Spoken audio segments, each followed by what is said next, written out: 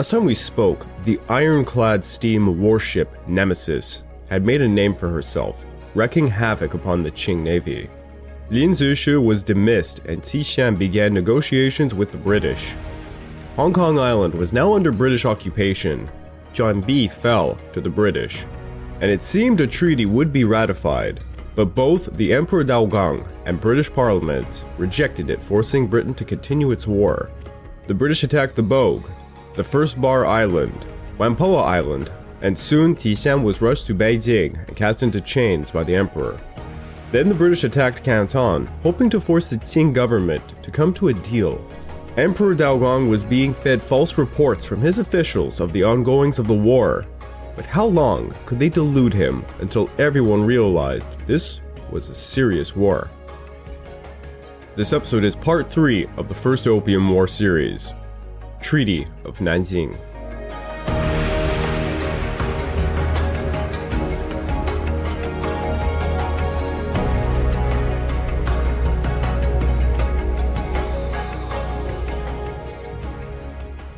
Welcome back to the Fall and Rise of China podcast, and I'm your dutiful host, Craig Watson. But before we can begin, I just want to remind you all, this podcast is only made possible through the efforts of Kings and Generals over at YouTube. Perhaps you want to learn a bit more about the history of Asia? Kings and Generals has an assortment of episodes on the history of Asia and much, much more, so go give them a look over at YouTube. So please, subscribe to Kings and Generals over at YouTube and continue to help us produce this content by checking out www.patreon.com/kingsandgenerals. And hey, don't forget about our sister podcast, the Pacific War Week by Week podcast, written and narrated by me. And if after all that you were still hungry for some more history, why don't you check out my personal channel, the Pacific War channel over at YouTube. Maybe you would like some more visuals? I've done a piece on the First Opium War, the Second Opium War, and I did a historic film review of 1997's The Opium War. A lot of Opium War stuff. Give it a look, it'll mean a lot to me. As usual, the reports coming back to the Emperor were embezzled. It was said the British were stopped at the walls of Canton by the army of General Fang, and repelled. In fact, on top of the Qing forces beating back the British, it was said a peasant militia had killed thousands of the British forces, sending them all fleeing from Canton. Some went even further than this and said the British expedition was on its last legs.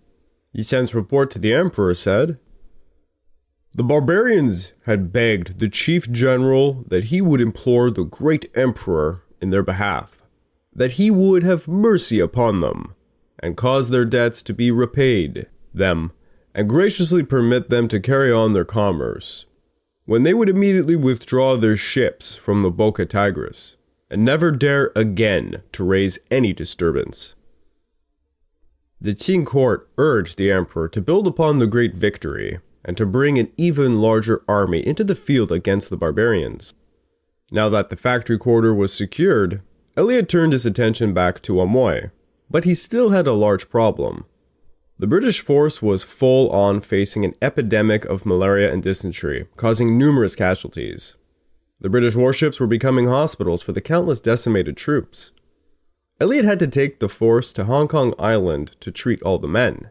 On July the 21st of 1841, while Elliot was performing plans to attack Amoy, a merchantman from India arrived with opium and a copy of the Canton Press. The newspaper read that Elliot had been dismissed by Palmerston on April the 30th of 1841. It turned out the British press had vilified Elliot for making truces with the Chinese instead of pushing for a decisive victory. The Canton truce was lambasted because the 6 million was just a fraction of their demands. Elliot sent word back to Palmerston to ask why he was being dismissed, and he got this as a reply. "Throughout the whole course of your proceedings, you seem to have considered that my instructions were waste paper, which you might treat with entire disregard, and that you were at full liberty to deal with the interests of your country according to your own fancy." Elliot would make a public statement. "It has been popularly objected to me that I cared too much for the Chinese. But I submit that it has been caring more for the lasting British honor and substantial British interests to protect a helpless and friendly people." Even Queen Victoria made a statement about Elliot when she wrote to her uncle King Leopold of Belgium. "All we wanted might have been got, if it had not been for the unaccountably strange conduct of Charles Elliot, who completely disobeyed his instructions and tried to get the lowest terms he could." Sir Henry Pottinger, a diplomat and veteran of the Afghan Wars, replaced Elliot as superintendent of trade, and he was given an annual salary of £6,000, twice that of Elliot's, to really rub it in. Sir William Parker was also sent to be commander-in-chief. Both he and Pottinger held impressive resumes and vast military experience. Pottinger served during the Napoleonic Wars as a cabin boy at the age of 12, and then later joined the Indian Army. Parker, at the age of 31, retired with the rank of captain, and had a large fortune in prize money from the French ships he captured during the Napoleonic Wars. Parker had been spending 15 years on his estate in Lichfield as a gentleman farmer before being called out of retirement by Lord Palmerston. Parker and Pottinger arrived in August of 1841, and they were met graciously by Charles Elliot before he left with his family to go back home to England.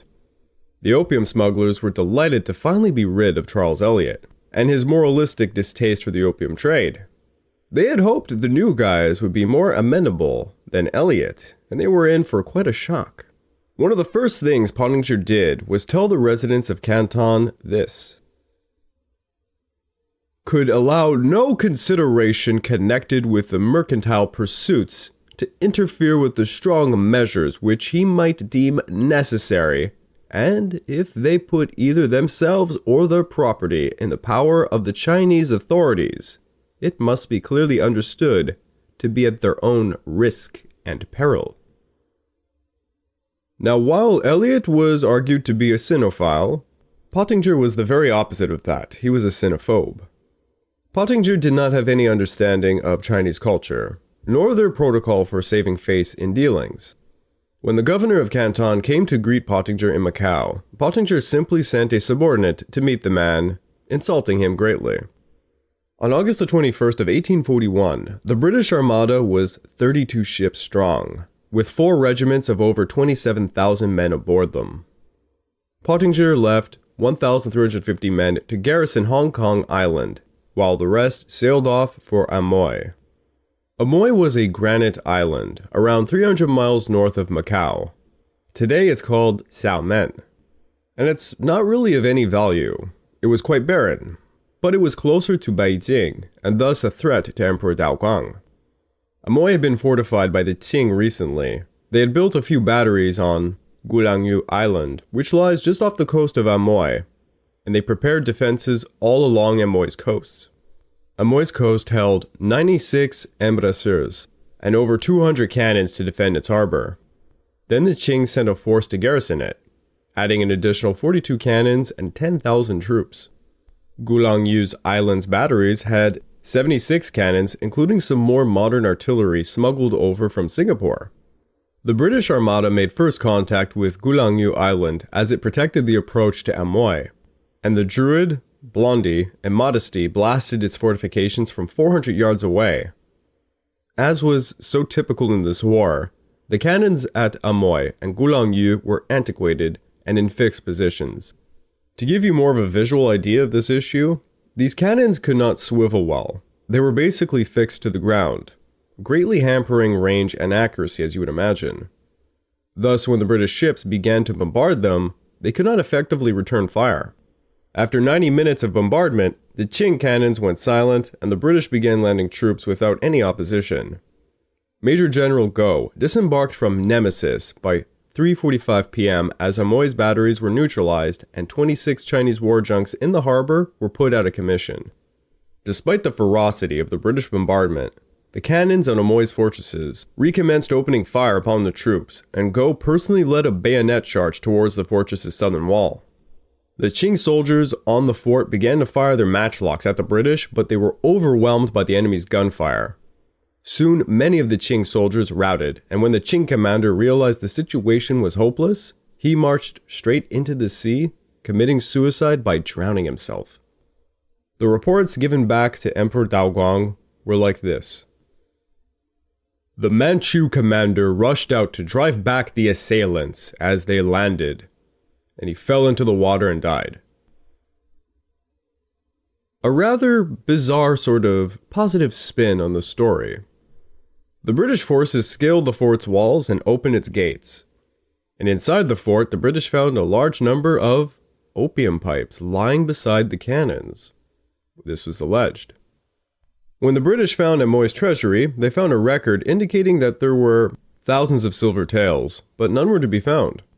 It turned out the Qing officials had snuck the silver out before the British had arrived. Pottinger took no time ordering the armada to refit and continue sailing north. Now he wanted to make up for Elliott's giving away of Chusan. On September the 25th of 1841, the armada assembled to attack the fort of Jinghai on Chusan for a second time. Jinghai was better fortified than Amoy and held a lot more cannons. Jinghai's garrison was commanded by General Cao, who had a large number of Jingals.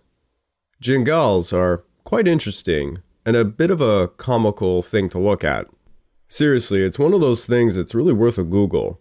So Google this one up and you'll understand immediately. But I'll try to visualize it for you. Try and imagine a giant oversized matchlock rifle. One that looks like it would be served by someone who's, 12 to 14 feet tall. Not kidding. Because of its size, this gun requires a tripod to fire it. And 2 men for that matter. The Jingal was one of the most used weapons by the Qing during this part of the century, and it was not very effective against the British. A lot of the time when the Qing soldier didn't have a tripod handy, they would literally fix the gun on the shoulders of another Qing soldier and fire the thing, which would send them flying backwards. There are so many reports from British soldiers who saw this that found it to be absolutely hilarious. It honestly looked like, one of those old cartoons where the guy shoots the gun and the kickback literally kicks him back on his ass. Now, the defenders of Dinghai put up an impressive resistance as noted by the British this time. The British sent the 55th Foot to assault them and took the Dinghai fort, losing 2 men with 28 wounded. When General Cao knew the British had won the battle, he slit his own throat.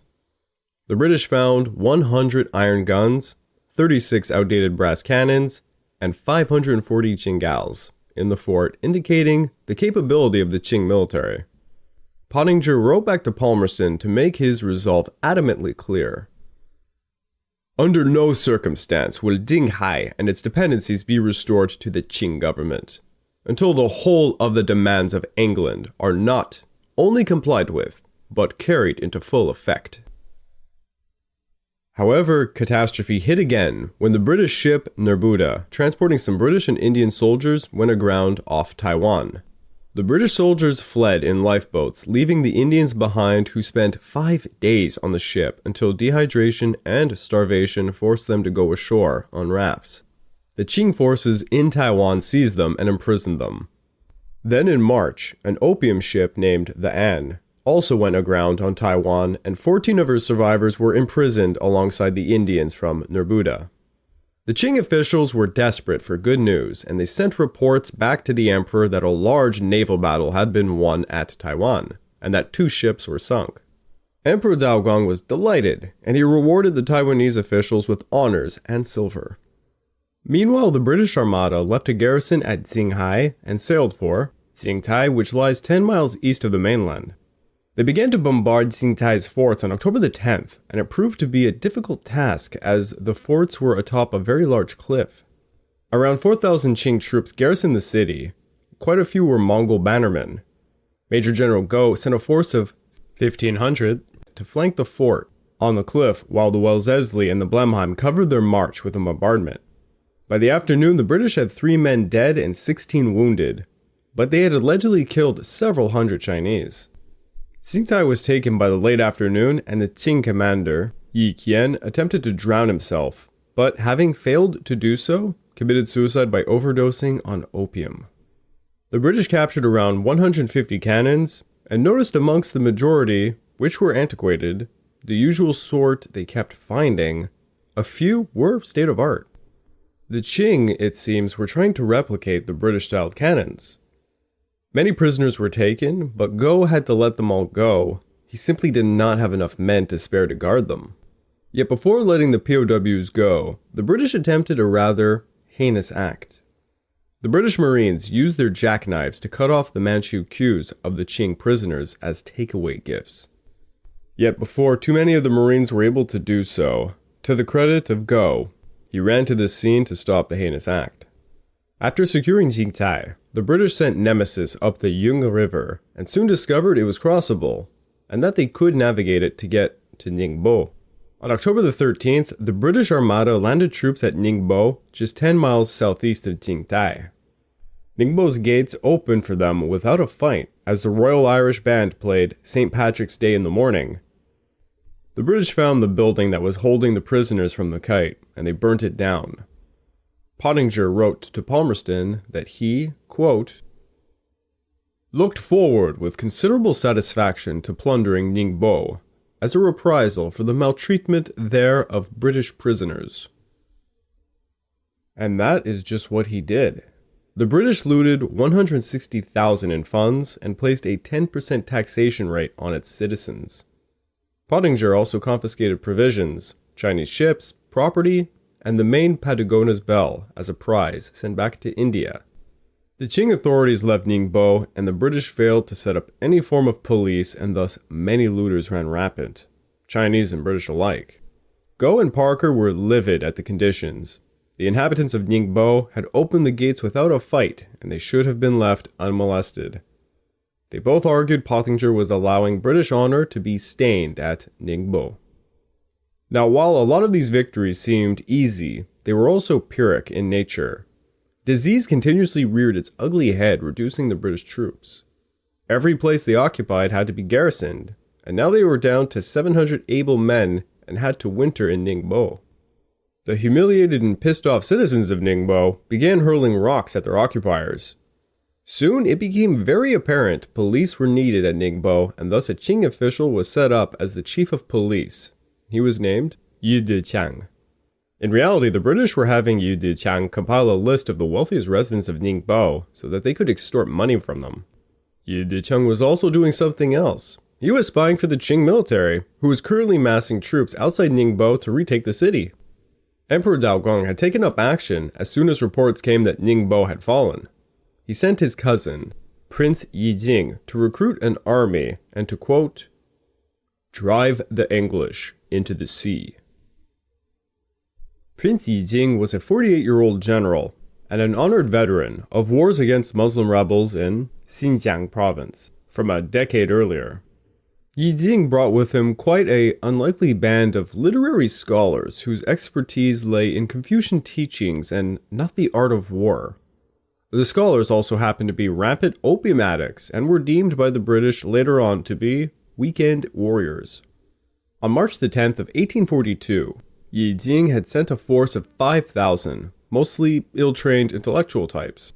When they came to the gate of Ningbo, they were met with a head impaled on a pike and a sign reading, "This is the head of the Manchu official Liu Tailei, who came here to obtain military information." Prince Yijing was enraged and ordered his men to scale the walls and charge the center of the city. However, the British had spies of their own, who had warned them of the incoming assault force. The British had deliberately left the city's western city gate quasi-open in order to give them the impression they did not mean to defend it. In truth, the western gate had been mined heavily, and when the Qing rushed to it, the mines exploded, killing many. Over in the southern gate, the Qing pushed back some British defenders all the way up to the city center. British soldiers involved reported that the Qing attacks appeared to be visibly impaired by opium, including their second-in-command, one General Zhang Yingyun, who was leading the rear guard once the city was breached. In the city center, Major General Go, with 150 men and a field artillery piece, met Jiang's force with massive gunfire. The artillery piece, a single howitzer, tore the Qing troops to pieces at such close range. Corpses began to pile apparently 15 feet high, blocking the streets, if you believe some British sources. Not all of the Qing were these intellectual types, by the way. Amongst them was a volunteer force of 150 Aboriginal Chinese from Golden River. This group was not using matchlocks, and instead they had pikes, swords, and spears, which were their favorite weapons traditionally. The 150 unfortunate and very brave souls, they had rushed the British position and they were completely annihilated. The British lost 5 men and reported to have inflicted 600 casualties upon the Qing. Bei Qingjiao, a literary scholar with the Qing forces, reported Zhang was behaving bizarrely during the battle in the city center. Bei reported that Zhang was commanding while he had an opium pipe in his mouth, and that he collapsed in a narcotic daze. When his men began to rout, Zhang also abandoned the fight by crawling onto a litter and being carried away as he fled. It is also during this time that it was reported the Qing forces had devised a rather comical military tactic during this battle. In order to destroy the British warships, some of the Qing wanted to throw monkeys holding firecrackers at the ships to set them ablaze. Now, this was not the first time this idea was thought of during the First Opium War, by the way.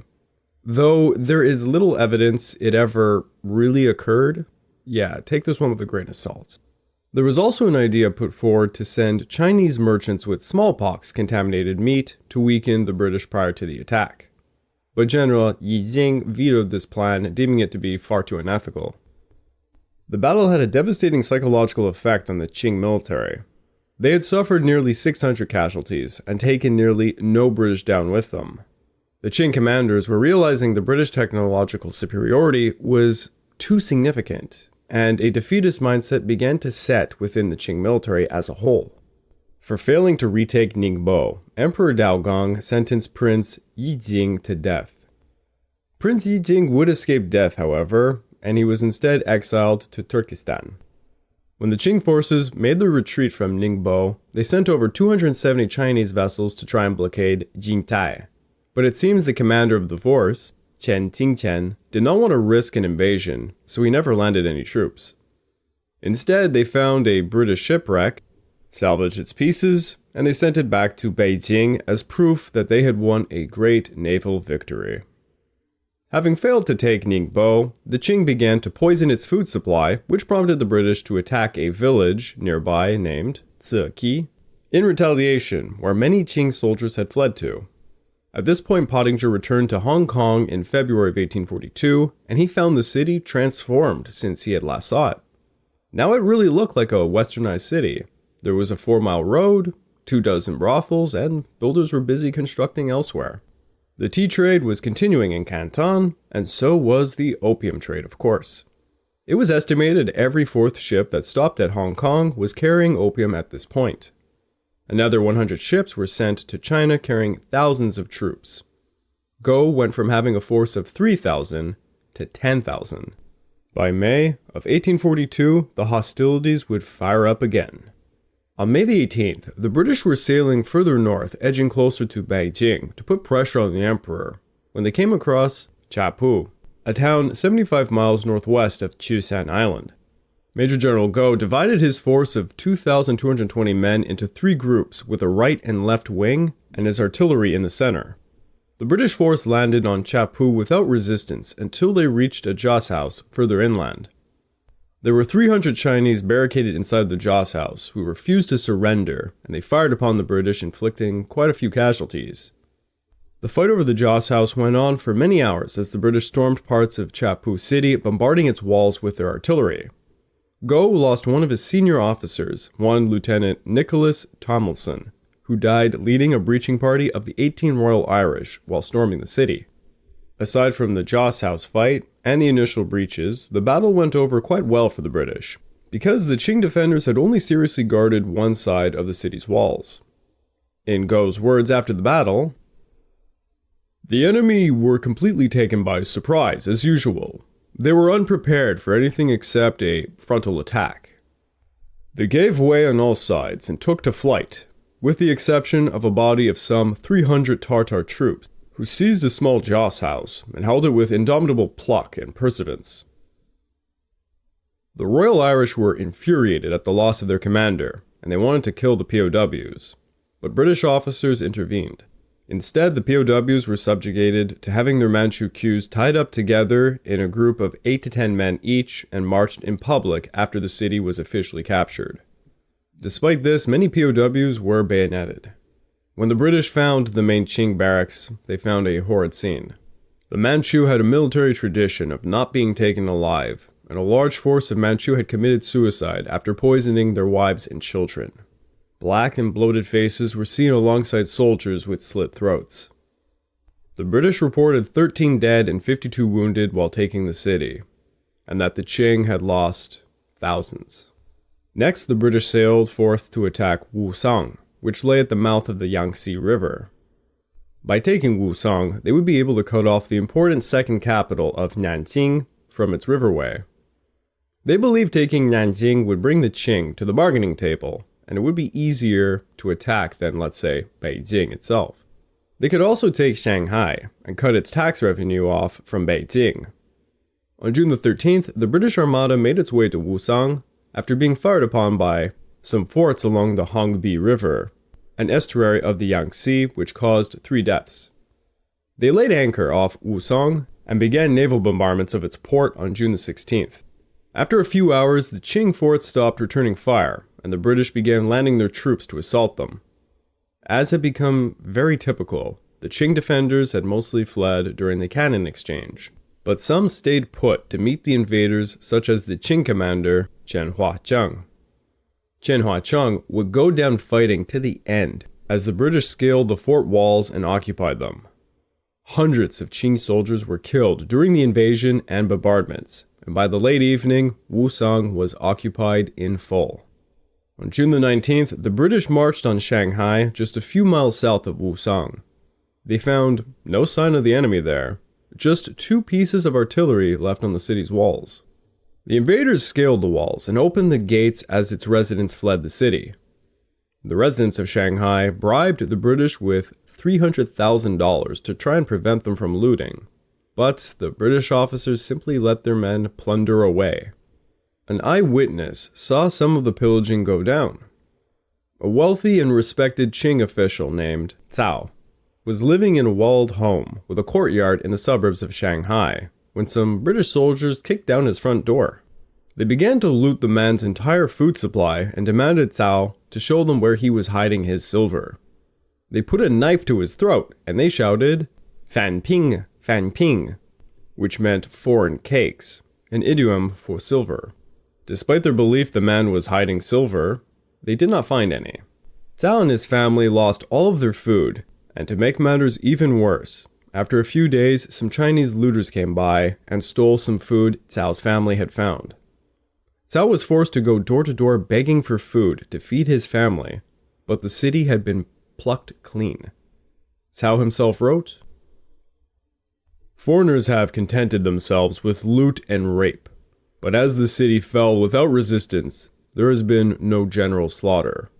They are pressing the people into their service to do all of their heavy work, such as shifting gun emplacements and gunpowder. They take anyone, Buddhist monks, nobles, and well-known people." Despite Shanghai's commercial and strategic importance, the British only occupied it for a week before marching towards Nanking. By taking Nanjing, they hoped to end the entire war, but between them and Nanjing was a walled city called Jiangjiang, around 50 miles west of Nanjing. Zhenjiang held around 1,583 bannermen and 2,700 Green Standard Army troops, and by mid-July the British were blockading the route between the Yangtze River and the Grand Canal. On the morning of July the 21st, the British landed 4 brigades and they attacked Zhenjiang from 3 different directions. The 1st Brigade of 2,310 soldiers, supported by an artillery brigade, made a frontal assault, attacking a Qing army just in front of Zhenjiang's walls. The 2nd Brigade of 1,832 men attacked Zhenjiang's western gate, supported by naval bombardment. The 3rd Brigade, consisting of 2,155 soldiers, attacked the northern gate. At 7 a.m., the British 3rd Brigade landed at the Beigu mountain range, and its grenadiers charged the north gate as bannermen atop Zhenjiang's walls fired down upon them using jingals mounted on tripods. The 3rd Brigade managed to set up an artillery piece, battering the defenders atop the walls, who in their haste were trying to fire back with their own artillery. After an hour, the artillery of the bannermen were all knocked out, and the British grenadiers bayonet charged the gate and scaled the walls, bringing the fight to the wall tops. The British 1st Brigade landed and took some highlands near Jinshan, and by 8 a.m. began their attack upon the Green Standard Army stationed outside the walls of Jiangjiang. When the 1st Brigade began to battle the Green Standard Army, the British 2nd Brigade stormed the western gate as the Armada naval bombarded its walls. There were many houses in front of the western gate, which the British occupied and used as cover to fire at the wall-top defenders. The bannermen atop the walls desperately fired using jingals upon the invaders, but could not stop the British grenadiers from reaching the gate. British engineers blew up bombs using gunpowder at the west gate, and it was soon breached. The Green Standard Army, occupied with the 1st British Brigade, saw the city had been breached and fires were emerging. They assumed the city was all but lost, because the commander of the Green Standard Army had ordered a retreat. Within the city, the street fighting became very fierce, and the British 3rd and 2nd Brigades managed to fight their way towards the center, pincering the bannermen within the city. The Manchu commander of the bannermen, General Hailin, ordered the Manchu to kill themselves rather than fall to the enemy.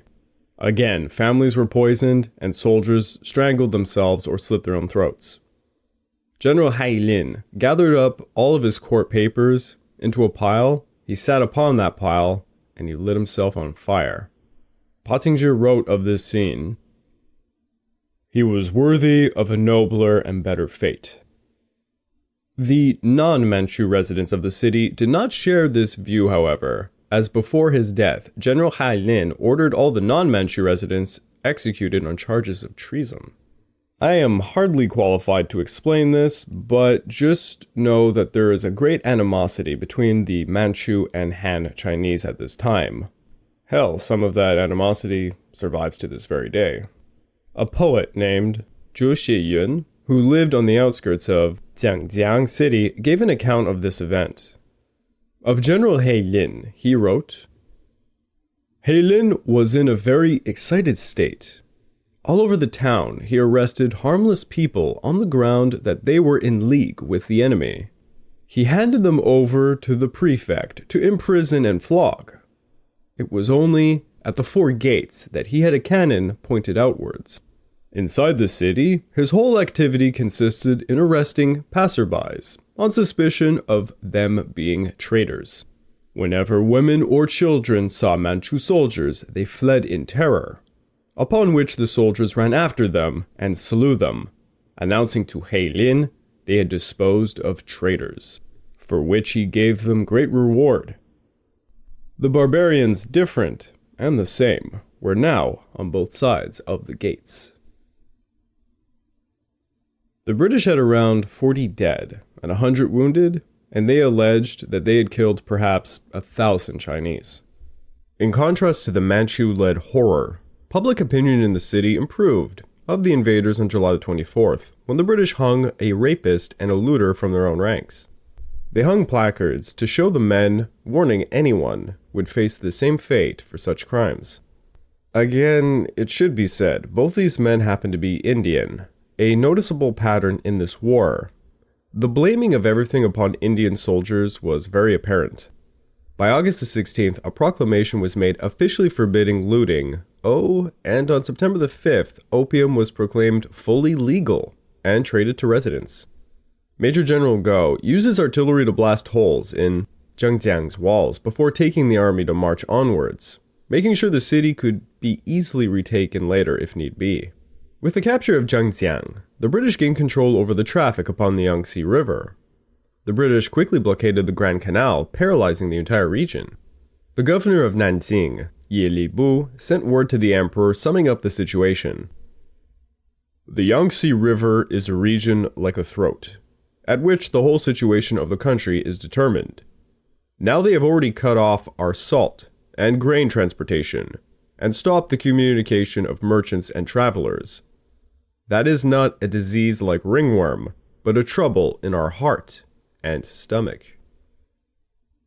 In addition to all of that, the path to march upon Nanjing was now wide open. After that, it was Beijing that could be marched upon. Emperor Daoguang appointed Yilibu and a Manchu court official named Ying to negotiate with the British. The emperor gave Ying plenipotentiary powers and ordered both men to do anything necessary to halt the British advance before they could reach Beijing. Meanwhile, the British were marching towards Nanking with naval forces sailing the rivers, threatening to bombard the city. Yilibu quickly raised the white flag before any shots could be fired. Unlike previous Qing officials, both Yilibu and Ying recognized the impending disaster should they embellish reports back to the emperor. Yes, both these guys knew they had to tell him the straight answer of what was occurring to make sure they were not caught doing anything that could bite them in the ass later to say. This was one of their first reports back to Emperor Daoguang to explain the situation in Nanjing.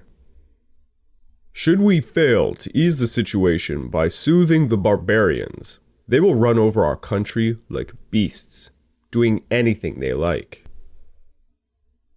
Yes, that was pretty doom and gloomy. Yilibu approached the British displaying the typical arrogance the British had become accustomed to in China. Yilibu sent a low-ranking soldier to meet Pottinger. Pottinger, as you might remember, was, well, a complete asshole, honestly. A complete xenophobe, who knew not much about the rigid Qing protocol and its hierarchical nature. But he knew when he was being insulted. Pottinger declined the low-ranking soldier and demanded to meet with Yilibu himself, whom he assumed held plenipotentiary powers. Pottinger accused the Qing of performing the same ruse they did with the Elliots countless times, making promises without the emperor's authority just so they can go back on them later. While Yilibu hesitated, Pottinger made a point by ordering attacks on local villages along the Yangtze River. Yilibu did not hold plenipotentiary powers, however, and the emperor quickly dispatched a seal to give it to him when Yilibu pleaded for it. As Yilibu stalled, waiting for the seal, Pottinger brought up a steam warship named the Queen and trained her guns on the walls of Nanjing and began setting up 18-inch howitzers on the beach to rain hell upon the city. Yilibu panicked, and he sent his subordinate, Jiang Xi, to meet the British aboard the Queen. Jiang Xi took a very aggressive stance with Pottinger, demanding he stop his threatening actions or else. Pottinger replied he would attack Beijing after Nanjing fell. A very blunt message. Jiang Xi retorted that the British military successes were only due to the Qing kindness and forbearance of the emperor. He also said this: "The emperor cannot bear to kill or injure human creatures, but if pushed too far, would arm every inhabitant of the great empire to fight off the invaders." The interpreter Thom looked at Jiang Xi and objected to saying this message to Pottinger. Jiang Xi screamed while pounding the table with his fists and spat on the floor. "You kill people everywhere, plunder goods, and act like rascals. That is very disgraceful. How can you say you are not rebellious?" Jiang Xi was escorted off the ship after his little outburst, which honestly could have made the British attack Nanking at any moment. Kind of a loose cannon of an official. Luckily, on August the 9th, Yilibu received the seal of plenipotentiary powers just as the British had brought Cornwallis into the firing range of the city walls, and they were landing troops to camp outside them. On August the 11th, Yilibu offered $3 million off the bat to postpone the British attack upon Nanjing, and he even said that Ying would bring himself to Queen Victoria to talk. Pottinger agreed to postpone and began negotiations. Yilibu then began the classic Chinese ploy of procrastination instead of negotiation. He hoped to weary the enemy down. When Pottinger sent Yilibu a treaty, he pretended to examine it, but in truth was just biding his time. Then the British told him they would commence attacks on August the 13th. Yilibu was cornered now. He begrudgingly made an appearance aboard the Queen and promised to begin serious negotiations if the British called off the attack. Yilibu and other emissaries met for 4 days, traveling back and forth from the ship to the shore until Yilibu agreed to terms. However, despite his plenipotentiary powers, Yilibu argued he still had to send a copy of the treaty back to the emperor for approval. Basically, the terms were so terrible, he knew he was facing a death sentence if he signed off on them. The British understood Yilibu's predicament, and they allowed for this. Then they invited him and his colleagues aboard Cornwallis on August the 20th to wine and dine them. They served the Chinese tea and cherry brandy, and Yili and Ying put on a show of Qing manners by bowing before a painting of Queen Victoria. Macartney, Napier, and Amherst probably were smiling from their graves. While Yili awaited Beijing's approval, Pottinger spoke to him about the opium trade. Now, Yili refused to discuss the subject altogether, until Pottinger told the interpreter to tell him the meeting would be kept secret. At that point, Yili explained that decades of hardship had hit China because of the opium trade, and he advocated for a common solution. Why could the British simply not stop the production of the crop in its held parts of India? Pottinger replied that the Americans, French, or some other nation would simply take up the business, and added this: "If your people are virtuous, they will desist from the evil practice, and if your officers are incorruptible and obey their orders, no opium can enter your country." Yili quickly realized the opium issue was a deal-breaker, and he dropped the matter altogether. Yili was under terrible stress. While he was dealing with the British, he was simultaneously receiving orders from Beijing to not meet with the British until they sailed away from Nanjing. Yili ignored these imperial edicts, and he continued negotiations, which was honestly quite brave of him. When the British demanded Fuzhou to be opened to British trade, Beijing ordered him to not allow it. But Yili ignored that order, and he accepted the term. The result of the negotiations was the Treaty of Nanjing, and it represented a total diplomatic defeat for the Qing Dynasty.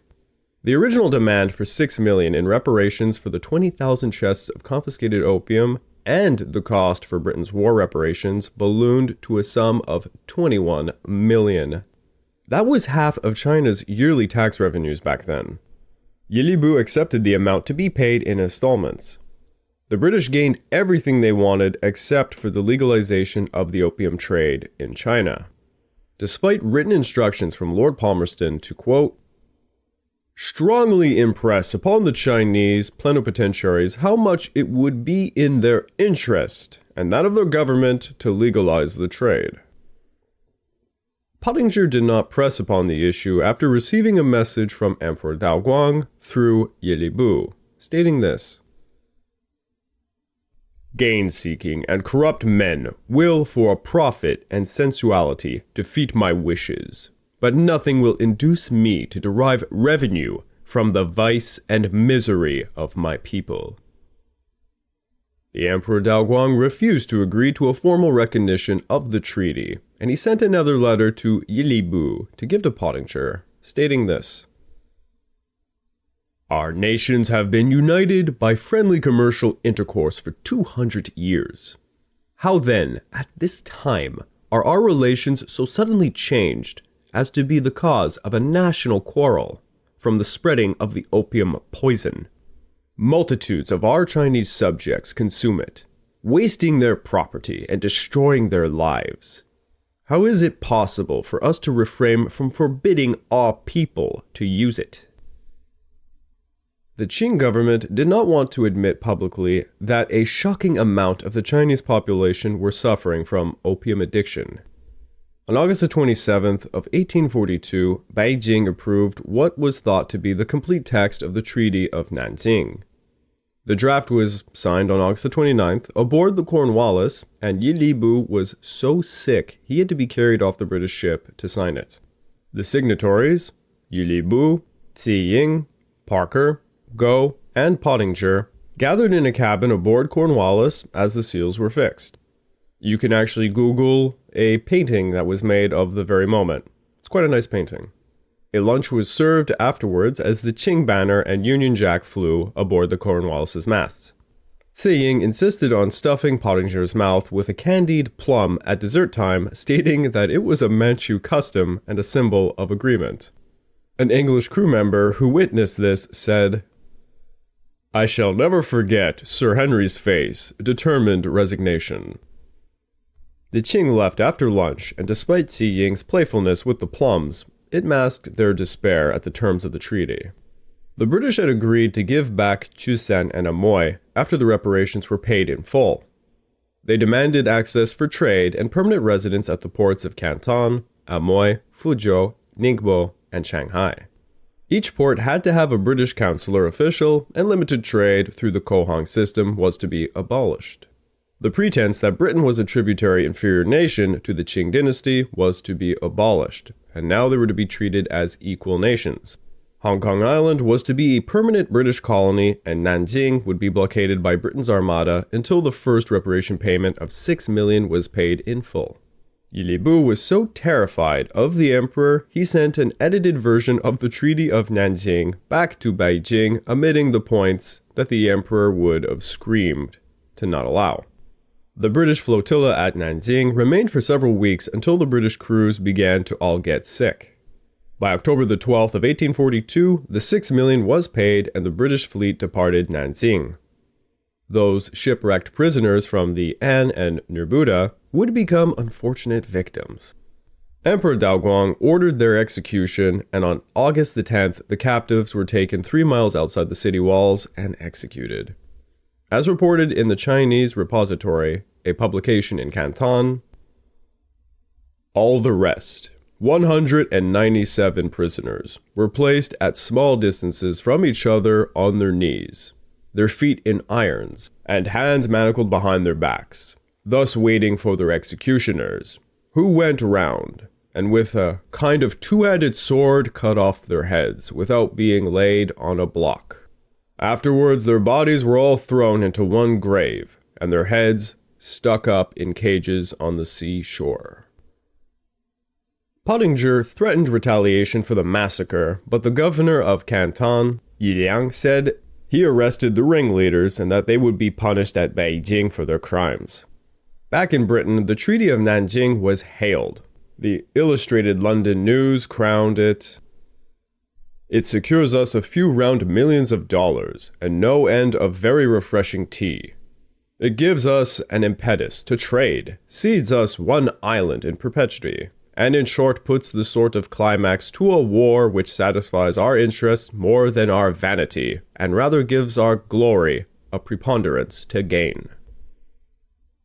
The London Times hailed it, and the British fleet, as, quote, "early Victorian Vikings." And if you can't tell, that's a bit of satire. Much like the treaty, the press made no mention of the reason why the war occurred, i.e. the illicit opium trade. Now Hong Kong Island would fill its function as an offloading point for opium. Despite the Qing government's best efforts, demand in China rose for opium, and it continued to flood into China. Many in the British Parliament wanted to abolish the trade, and many tried. In the end, most paid lip service to it. An order in the council gave Pottinger the power to, quote, "forbid the opium traffic in Hong Kong." Pottinger, like many, paid lip service by issuing a lukewarm threat on August the 1st of 1843, stating this, "Opium being an article, the traffic in which is well known to be declared illegal and contraband by the laws of the Imperial Edicts of China. Any person who may take such a step will do so at his own risk, and will, if a British subject, meet with no support or protection from HM consuls or other officers." And as you can imagine, the opium merchants simply ignored Britain's sanctions, and efforts to stop them were laughable. The opium trade continued to thrive in China, and the end of the First Opium War had done nothing to end the controversy over the illegal trade. Jardine and Matheson both left China and entered Parliament as staunch Whig supporters. Their Chinese counterpart, Hao Kuo, died of diarrhea a year after signing the Treaty of Nanjing. Hao Kuo most likely died the richest man on earth at the time. Lin Zexu was eventually forgiven by the emperor in 1845 and assigned a new post, but died near Canton in 1850 before he could return to service. Emperor Daoguang's wrath over the Treaty of Nanjing fell unevenly. Xi Ying was still in his favor, while Yili Bu was sent into exile in chains. I would like to take this time to remind all of you that this podcast is only made possible through the efforts of Kings and Generals over at YouTube. Please go subscribe to Kings and Generals over at YouTube and continue to help us produce this content by checking out www.patreon.com/kingsandgenerals. And please don't forget about our sister podcast, the Pacific War Week by Week podcast, narrated and written by me. And after all that, if you are still hungry for some more history, why don't you check out my personal channel, the Pacific War channel, over at YouTube. Perhaps you like more visuals? I have an entire 45-minute episode on the First Opium War, another one on the Second Opium War, and I did a historic film review of 1997's The Opium War, so please go give them a look, it would mean a lot to me. And so, the Qing Dynasty sued for peace, but at what cost? The underlying problem had not changed, that of opium. Could China rid itself of the illicit substance? Or what conflict might rear its ugly head yet again? The century of humiliation had just begun for China.